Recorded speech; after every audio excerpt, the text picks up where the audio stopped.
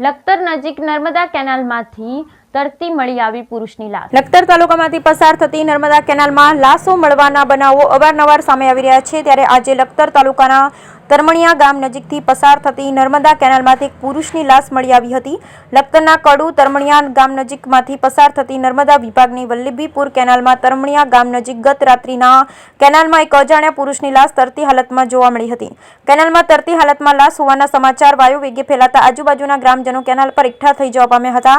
કેનાલમાં લાશ હોવાની જાણ લખતર પોલીસને કરાતા લખતર પોલીસ સ્ટેશનના જયદીપસિંહ રાઠોડ તથા હિતેશભાઈ કઠેકિયા તાત્કાલિક ઘટના સ્થળે પહોંચી ગયા હતા ને વઢવાણ ફાયર બ્રિગેડને જાણ કરી ઘટનાને પગલે વઢવાણ ફાયર બ્રિગેડ તાત્કાલિક ઘટના સ્થળે પહોંચી ગઈ અને કેનાલમાંથી લાશને બહાર કાઢવામાં આવી। ત્યારે મળતી માહિતી મુજબ લખતરના શાકર ગામના હિતેશભાઈ દયારામભાઈ ધોળકિયા નામનો યુવક ગુમ થયાની લખતર પોલીસ સ્ટેશનમાં તારીખ 12/3/2024ના રોજ જાણવાજોગ ફરિયાદ નોંધાઈ હતી।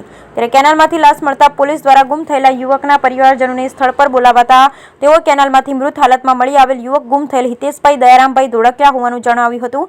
લખતર પોલીસ દ્વારા લાશનો કબજો લઈ લાશને પીએમ અર્થે લખતર સરકારી હોસ્પિટલ ખસેડવામાં આવી, ત્યાંથી રાજકોટ ફોરેન્સિક લેબમાં ખસેડવામાં આવી। ઘટનાની આગળની વધુ તપાસ લખતર પોલીસ ચલાવી રહી છે। Bureau report Jayendrasinh Zala, Lakhtar.